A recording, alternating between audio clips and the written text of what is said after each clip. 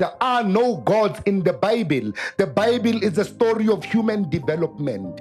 If you can take it, you will realize that it's pointing you into your own heart. Not to heaven, not to a God, not to a savior. It is pointing you to human development, you reaching your highest level of consciousness.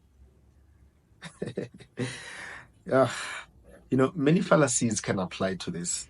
Even the reading selective fallacy can apply to this, because Brother Zimo, he's selecting verses to suit his own narrative, whilst he's ignoring the broader context that truly the Bible points to the person of Jesus Christ, both in the Old Testament and the New Testament as well. But the thing is that what he's saying is nothing new under the sun, that the devil hasn't tried to reverse engineer the nature of God and even to adulterate it through heretical teachings like the Gnostic teachings. So in this case, for those who don't know, this is known as the Gnostic teaching. They believed in various things.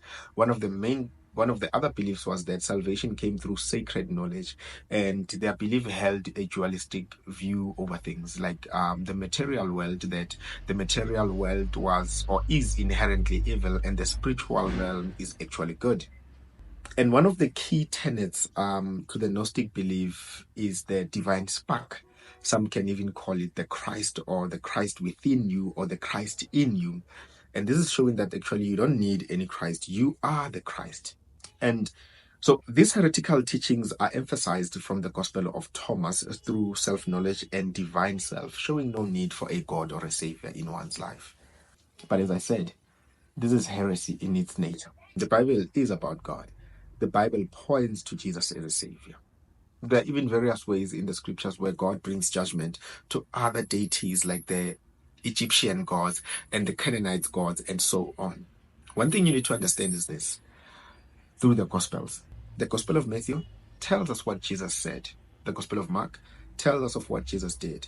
The Gospel of John shows us the nature of Jesus Christ. And the Gospel of Luke, as a physician, tells us of how Jesus felt. And this all points to the person of Jesus Christ from a broader context. Luke 2 verse 11 says, "Today in the town of David, a Savior has been born to you. He is the Messiah," meaning the Anointed One, the Lord, meaning He is God. So the Bible points to Jesus Christ as God.